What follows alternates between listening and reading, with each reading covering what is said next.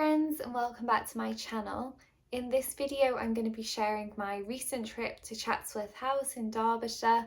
A couple of weeks ago now I went back up north to visit my family, and during that trip I visited both Lyme Park and Chatsworth House with my mum, and so I've already shared my trip to Lyme Park. I'll link that below if you haven't yet seen it. But I also went to Chatsworth House, which was actually Pemberley in the 2005 version of Pride and Prejudice.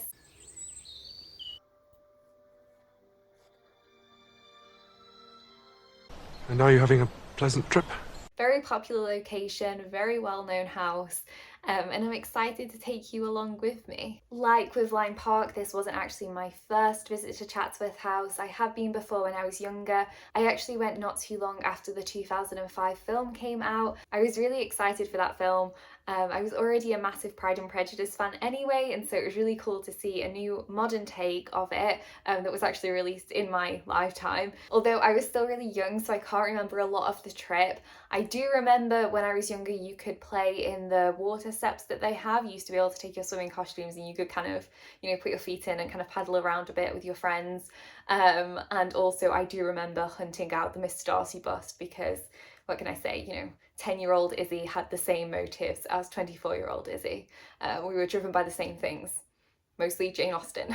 So the actual drive to the property is an absolute treat because the Peak District is just stunning. We did have some crazy weather. It kind of varied from sunshine all the way to hail at one point, which isn't uncommon for Derbyshire. So on that note, I would say definitely pack for all weather eventualities. We also got to the property pretty early, which I would say for any stately home that you're visiting, this is such a good call because they get busy very quickly. We went on a weekday and it still got very busy by the time we were leaving, which was kind of late afternoon. And so yeah, definitely try and get there early so that you can get a parking spot. You can either book tickets online or you can just purchase them at the property for both the house and garden, but you will need to book a time slot to actually tour the house. And so I actually picked, I think, the first tour that was available when the house opened so that we could get in there, straight away and hopefully miss some of the crowds, which, it was still really busy first thing in the morning. I don't think there's ever a time that you can go in when there's no one, but definitely if you can go in at a quieter point, it gives you more opportunity to kind of look around and take, photos and things. So as I was saying, Chatsworth House was used as Pemberley in the 2005 Pride and Prejudice film. It was also used as Pemberley in Death Comes to Pemberley, which was a BBC mini-series that I think they released around Christmas time. It was back in 2013, and it's basically like a Jane Austen murder mystery. It was set after the end of the novel, so Elizabeth and Darcy were already married, already living in Pemberley. I think it was a few years later. Recommend watching that if you get the chance. And they also used Chatsworth House as Pemberley. But a fun fact, the 1995 production team chose not to use Chatsworth House as Pemberley in their adaptation because Jane Austen actually references Chatsworth House in the novel, and they actually use that quotation in the TV series. And so because of that, I think they chose not to use Chatsworth because it would look a little strange to mention Chatsworth House and then show Chatsworth House as Pemberley. Obviously, there's always going to be discrepancies when it comes to adaptations. Pemberley is a fictional property, it doesn't exist in real life, and so different directors have obviously taken different approaches, but there'll always be reasons why it doesn't quite match. With Lyme Park, obviously Lyme's not actually in Derbyshire, it's actually technically in Cheshire, so it's a little bit out location wise, but obviously Chatsworth House is actually mentioned by Jane Austen because in the Regency era it was an estate that was probably very well known, seen in a lot of drawings and paintings, and the Cavendish family were obviously very prominent in society. And so it may have been used as a bit of inspiration in terms of what the property would look like. A lot of people have said that Jane Austen's description of Pemberley suits Chatsworth a little bit more, but who knows, guess we won't know that. But yes, just a fun fact for you there. If you're now thinking Cavendish, that sounds very familiar, it may be because of the film The Duchess, which also stars Keira Knightley, funnily enough. They obviously snapped Keira Knightley up for all the period dramas, but that actually follows Georgiana Spencer when she marries William Cavendish, and basically the Cavendish family have such a long history There's so many stories and so many events that happen to the family, and so if you're interested in history, I really recommend looking the family up a little bit more. I'm not going to talk about it much in this particular video, but it is definitely interesting to see how that family links to Chatsworth House, and also you know, how they got their wealth and status and position. So if you do like the 2005 Pride and Prejudice film, you'll probably recognise one of the first rooms that we went into, and that was this kind of painted hallway staircase room. This room is totally amazing, and was actually built to kind of create lasting first impressions, which I can totally understand why it would. You could actually look at the room for hours and just still look around and find new details and new things that you hadn't seen before. It was definitely probably the most impressive room across the whole estate, and I just loved being in there. Me and my mum spent quite a while in there and just trying to get pictures and photos and things because it was just totally amazing. So one of the amazing things about this property is the whole place is decked out with artwork, both antique artwork and modern pieces. Whoever is their art curator honestly does a fantastic job, because every single hallway, room, corner has got something that you can look at that is just absolutely stunning. And I love that they're kind of incorporating modern artists into their collection as well. Another great thing about this property is a lot of the interiors, such as the furnishings and the wallpapers, etc., are still as they were in the Regency era. You see this with a lot of stately homes in the UK. They often furnish them in their Regency era style, which is really great for someone like me who obviously loves Jane Austen, which obviously Jane Austen's from the Regency era. And so it's really nice to see a lot of these pieces and see that the homes set out in a way that I can particularly appreciate. But as I said, Chatsworth obviously has this mixture of the old and the new, which is also really cool.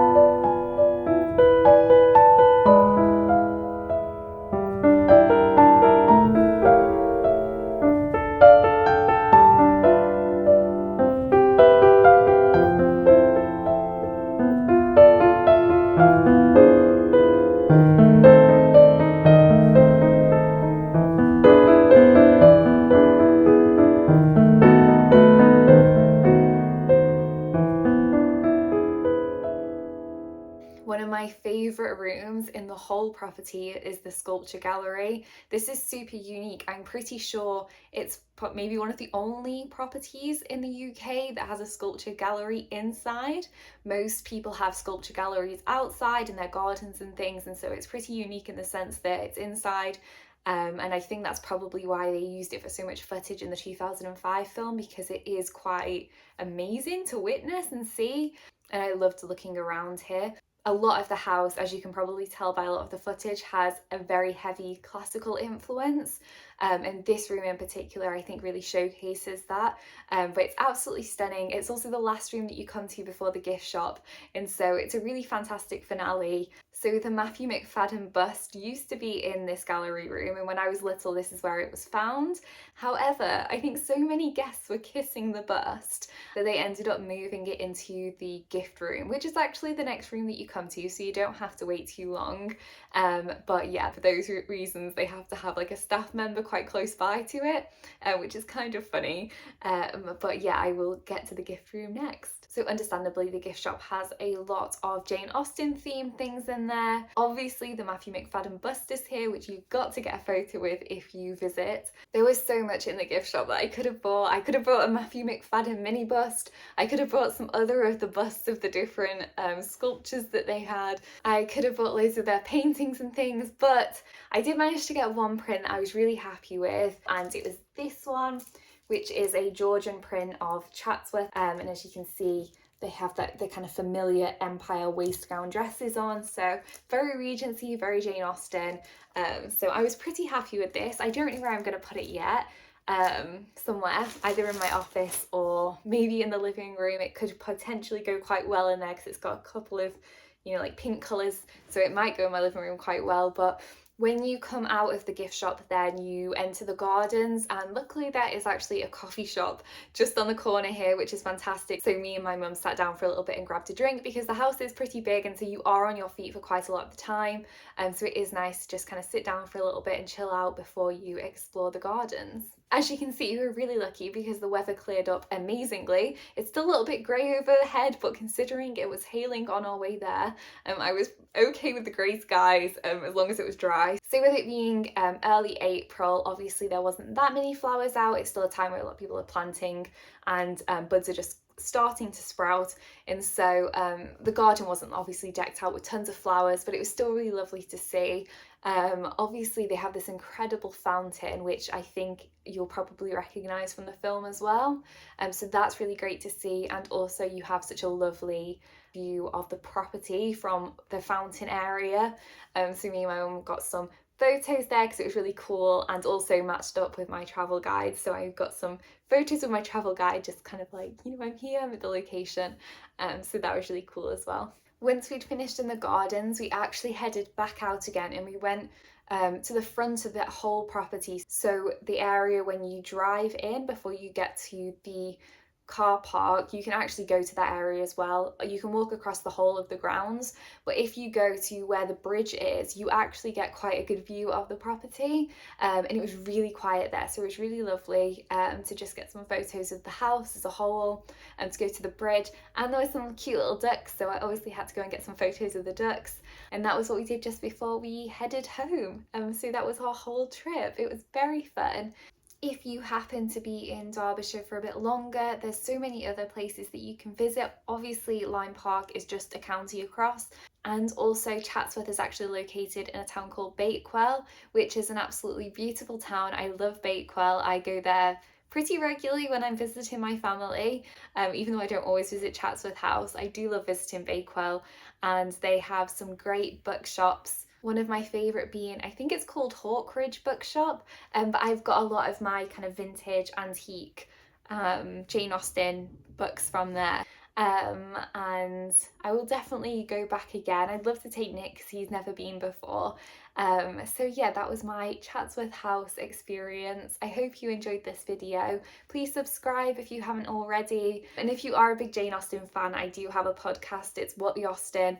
It's on YouTube and also on Apple Podcasts, Spotify, wherever you can get podcasts, and I always have fantastic guests on there and really fun conversations. So yeah, check that out if you are a big Jane Austen fan and you're here for all the 2005 vibes.